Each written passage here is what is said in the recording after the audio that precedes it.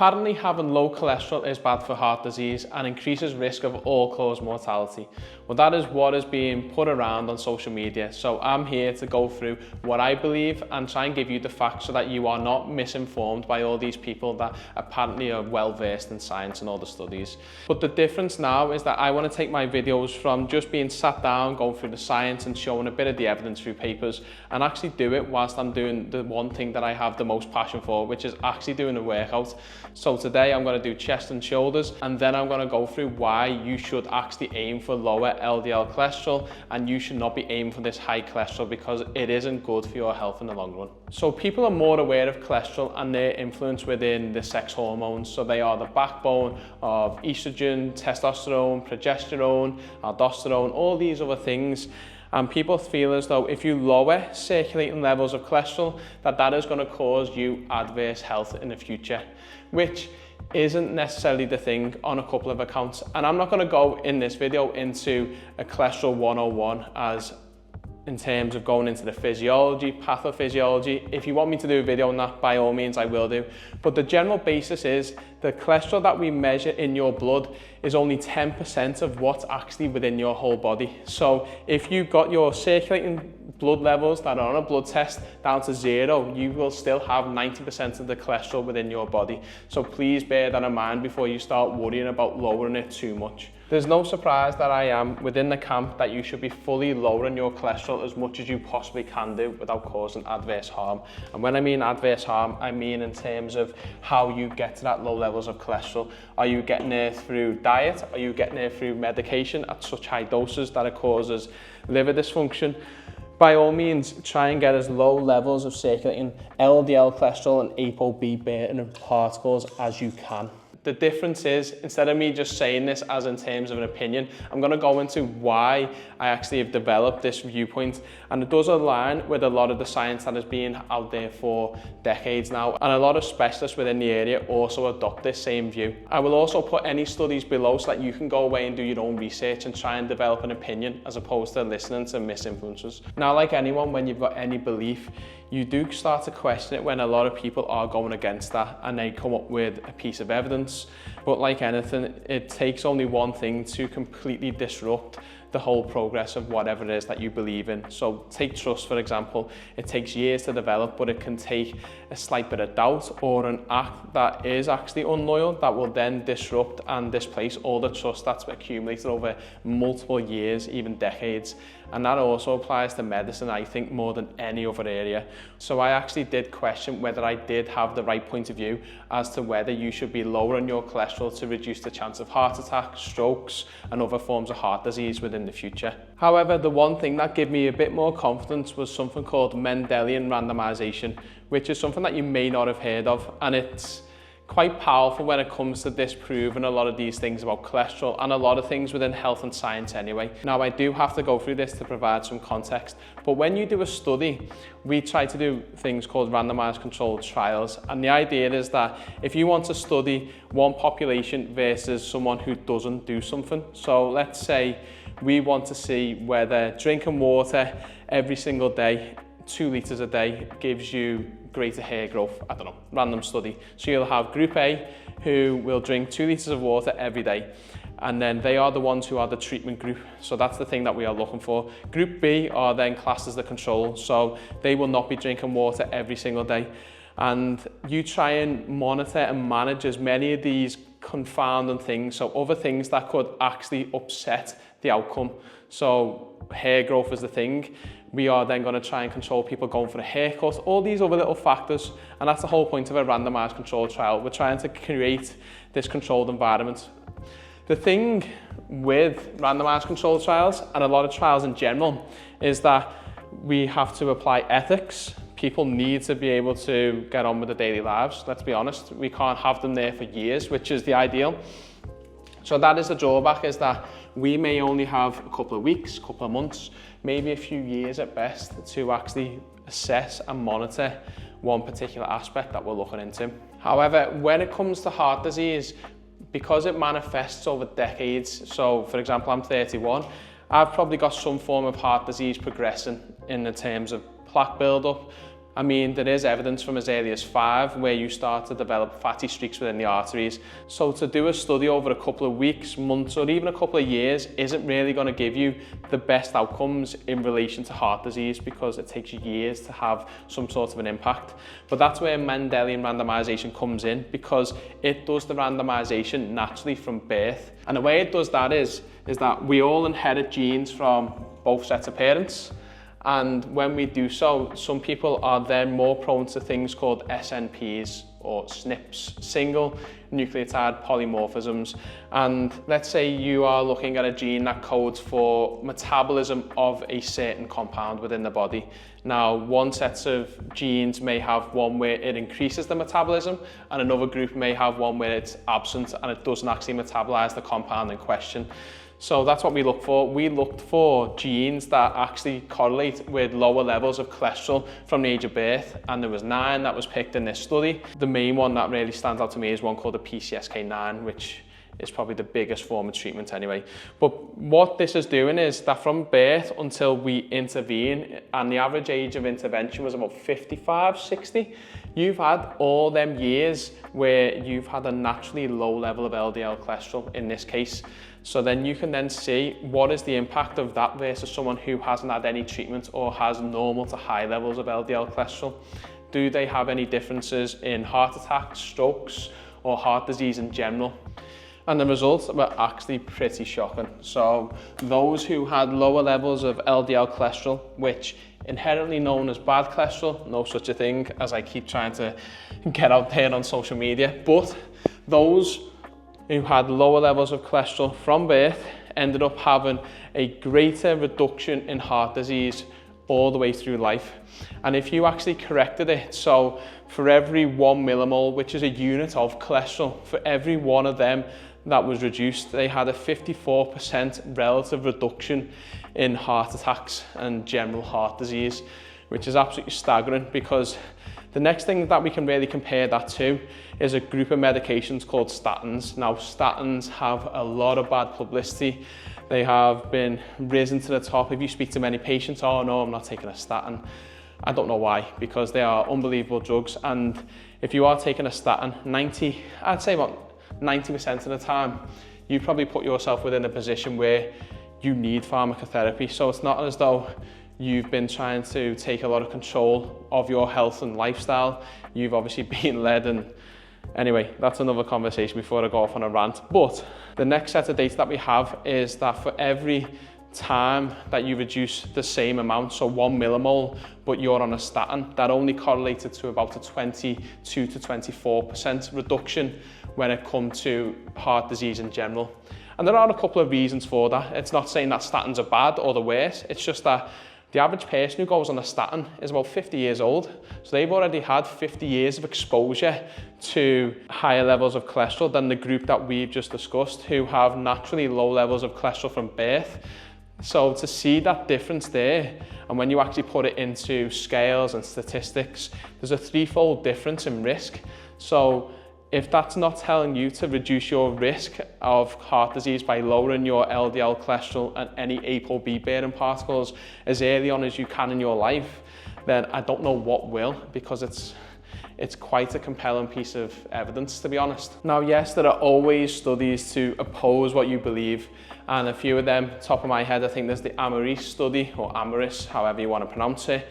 A few of them things, but like I said, in terms of time scales and going against the general consensus and logic within this field, I think something has to be really powerful and quite concrete to overturn a general opinion. So these studies, I will go through them in future videos, but there's quite a lot of flaws to them in the sense that they've not been able to control the population, the time frame's quite small. And when you look at Mendelian randomization, yes, it is imperfect in the sense that they're not controlling people from birth until date of intervention. So all of them could go off and smoke. They could be, well, in the case of Mendelian randomization, those who have a lower level of cholesterol from birth could just be all predisposed to being really good athletes, gym goers, healthy eaters. I mean, the chances of that are pretty slim because you've got many environmental factors and nature that come in. So I feel like you can remove that. But once I then looked into this, it just sort of really cemented the fact that LDL cholesterol, ApoB, should be as low as it can be. And then the next thing that comes up is if someone has low levels of cholesterol, surely it's going to be unhealthy because of all the hormones, like I've just said, every cell needs it, all these things. Well, the groups that have been studied, so the one that I know of that I've read about is the PCSK9 group, which basically they just had really low levels of LDL cholesterol and they didn't have any abnormality with mental function, physical function. They didn't have any onsets of diseases as far as I'm concerned. So I don't know why people wouldn't be pursuing this. And I feel as though, again, a lot of people are led by this idea that it must be the pharmaceutical companies and the health industry trying to get us onto some form of ladder so that we can make money. I mean, if you can naturally lower your LDL cholesterol, ApoB 100 to levels where they are the same as the other group, by all means go for it. I am not trying to put you on medication because I don't want to be on them, but I think I will be on them soon after looking at all this data. I'm counting the bar as 10 kilos, it actually does weigh 10, so that was 80, and that was very hard for me. I was doing that quite comfortably. I was actually doing 90 kilos last year quite comfortably for sets of 4 or 5. Shows what happens when you actually don't exercise on a frequent basis. Right, we're back down to 70, and whilst I'm having a bit of a rest in between this set, I will go on about a few myths, try and debunk them in relation to cholesterol. So every cell in the body can synthesize its own cholesterol. So the cholesterol that you measure within the blood is that of which is being transported around the body. So if pick whatever cell you want in the body, if that wants to make its own cholesterol, it will make it. And then if it doesn't need any excess, it basically gets rid of it. And that's probably a very, very simplified thing.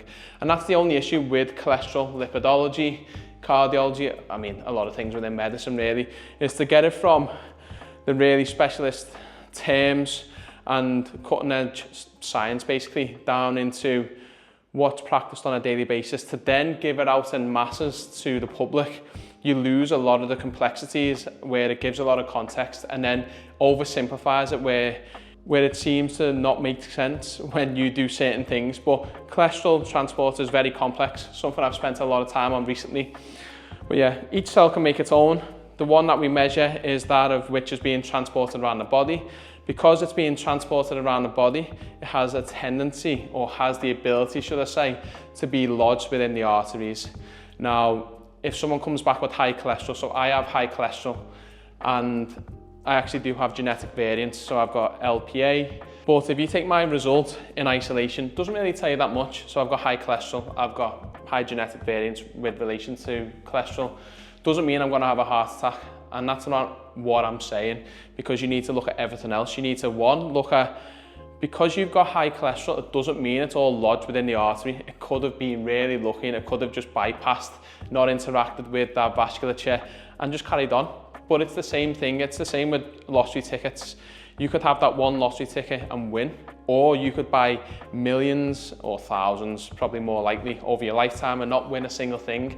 And that's the same thing, but you've got a higher chance of winning the more you buy. And that's the same thing with cholesterol. The more particles you have within the bloodstream, you've got a higher chance that they will lodge within the arteries. And then at that point, you need quite a few things to happen. You need it to then induce an inflammatory response.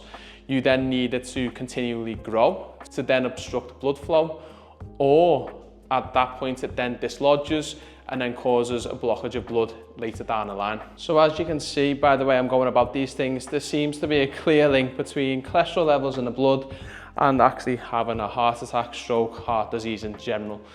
There's a lot of literature out there. There's actually a lot of autopsy data where people, like I said earlier on, from the age of 5 in car crashes or in the teenage years when they are fighting in the military and they've sadly passed away at a young age, the autopsies are showing fatty streaks within the vasculature. So, I mean, it's pretty compelling that there is a causal relation between cholesterol traveling around and having heart disease. So ironically, I was meant to be doing more working out and then doing more overlay of speech, but I've only done shoulder press and a bit of warming up. and I've actually probably spoken about the majority of the videos. I'm going to go straight into press-ups, and then we can do a bit more overlay of speech. So let's try and do a bit of a summary what I've spoken about so far, and it's clear and obvious to see that I am within the firm camp that LDL cholesterol, ApoB100, is causally related to heart attacks, strokes, and heart disease. So in my opinion, we need to be lowering this as aggressively and as quickly and as early as you can within your life. How you do that is dependent upon you. So we have, in general, you've got diet and lifestyle. Saturated fat, I mean, it's another contentious thing, but saturated fat does have higher correlations to higher levels of ApoB100, LDL cholesterol. Ways around this, if you are going to have fat within your diet, you will still have saturated fat because it is included within certain things and does have a benefit. You will be opting more for polyunsaturated fats. So these are ones which are your omega-3s, omega-6s. Again, you need to balance up, as with everything in life, you need to balance up this ratio. So that's what I would do in terms of that way. If you cannot do it that way, then you are looking at pharmacotherapy. Now, I am not telling you to go on a max dose of everything, but I would first have a look at your diet, and then I would look at your lifestyle in terms of your stress levels. That's a very big one. I would also look at your exercise. So are you doing enough strength training? Are you doing enough zone 2? Are you doing enough VO2 max training? I've done a few videos on these things, but if it isn't clear to people what you should be doing to maximize your non-medical management ways of improving your health and longevity, by all means, I can do future videos on these. But you should be maximizing your diet and your exercise first. Then, I jumped the gun before, but then you would be looking at pharmacotherapy. So what do you mean? What do I mean by pharmacotherapy? There are some things in life that lifestyle cannot modify, and people do not like to surrender to this idea. But it's true. If you've got a genetic makeup and a genetic code that is doing one thing in your body, there are very limited circumstances where you can then optimize this through the way that you live your life. So in a lot of the cases, LDL cholesterol being high, I'm pretty sure, off the top of my head, LDL cholesterol being high has a potential of 3,000 genetic causes. So LDL cholesterol is the phenotype, and then you've got all the genetic causes from that. Ways to do this are by actively to then exogenously give drugs. So statins are one of them. We've got ezetimibe. We have things called PCSK9 inhibitors. Depending on where you live in the world, I think the US and Canada are more open to prescribing these therapies first line or earlier on within the process, as opposed to the UK. The UK are very, very resistant to a lot of these new treatments, and they would prefer you to go down the conventional routes and use outdated medicine, in the sense that go to maximum doses on here, go down this route.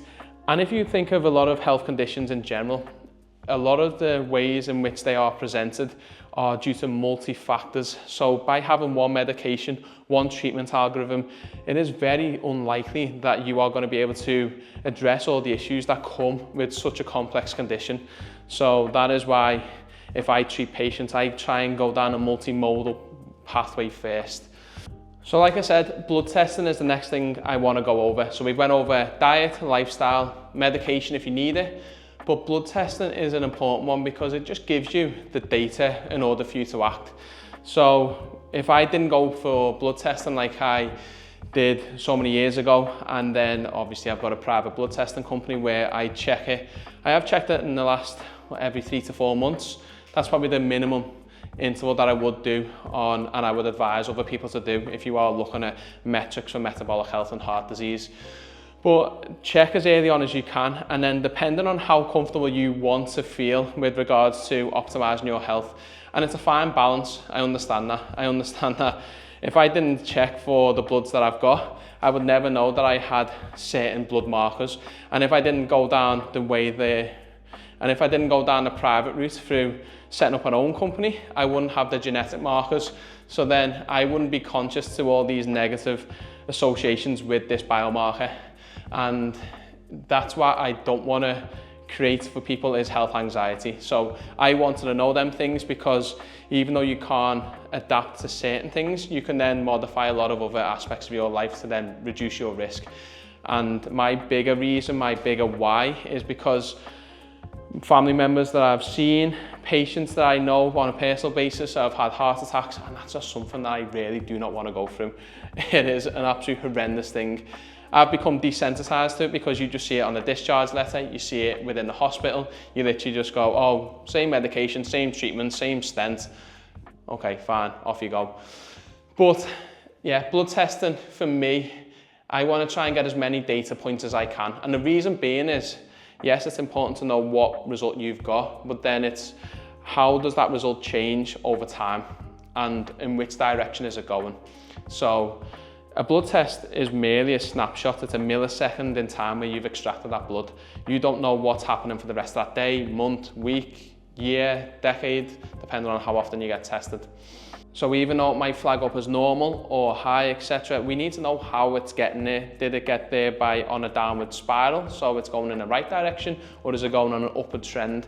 And by doing more blood tests, you have more data points, and then you can have a greater control, or you can observe the trend a lot more, and you've got more ability to input on your own health. So that's why I do it every 3 months. Some people may do it every year. A lot of people, to be honest, don't really start until the mid-40s, and that's because the NHS in the UK will start calling people for a general health check. Before that point, you've had 40 years of complete unknown damage to your body, which some people are happy with, and that's fine. I've struggled to get to that point where people aren't actually bothered about their health, and I probably take it more personal than I should do.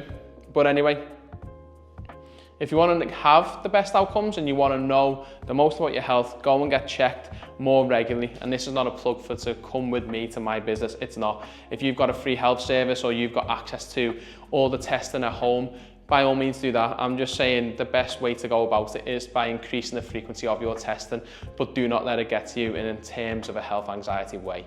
So on to the last exercise, and then I will round up this video. But whilst I'm doing these tricep dips, I will encourage you to stay away from the harmful narrative that you should be letting your cholesterol rise as high as it possibly can, because that is healthy with aging. It is not. I think it's more of an association, because a lot of people tend to neglect their health later on in years. So yes, that's why the cholesterol rises. Not so much that your body should allow higher cholesterol to live for longer and to optimize performance and function. But to summarize, LDL cholesterol, ApoB100, try and get as low as you can. Go and read the papers below that I've put links to. Do not listen to people because they look a certain way and they have a certain status. Actually trust people who see it on a daily basis, practice within that field, and have a look at things that actually follow a logical consensus. That doesn't mean that things cannot be true if they do not follow the logical or the generally adopted and agreed way. But in order to overturn that, you then need to start having a greater evidence base. You need to have a good depth and interpretation of what potentially could contradict the known narrative. But for the time being, I am firmly in the camp that you need to lower it. I cannot see why you should be raising it. No one at this moment in time has provided any compelling arguments to make me change that. That doesn't mean I will never change my mind. I've changed my mind quite a lot within the last 2-3 years, whether that be within health, medicine, fitness training. I've changed my mind a lot, and that shouldn't be frowned upon. Obviously, once the facts change, you need to change. If you don't, then what are you doing? You're just being left behind and you're just being ignorant to a lot of things. But I'll put a disclaimer on this video. It wasn't medical advice, and it's just mainly for informational purposes only. It's trying to bring a transparency towards whoever wants to watch my videos. If you got this far, thanks for watching. Let me know if it's a worthwhile idea doing it. I mean, in my head, filming it, it was quite, well, it actually had a lot of potential in my brain to do, but actually doing all the filming, I actually ended up speaking about a lot of the topics earlier on before I'd finished the workout. And obviously I've got no script, I've got no one there to tell me, oh, I should be talking about this, so there's always room for improvement. I actually enjoy doing it, and I feel as though I will be doing it for the foreseeable. So if there's any ideas, topics, or things you want me to go through, by all means, put them below or send me a message, and thanks for watching.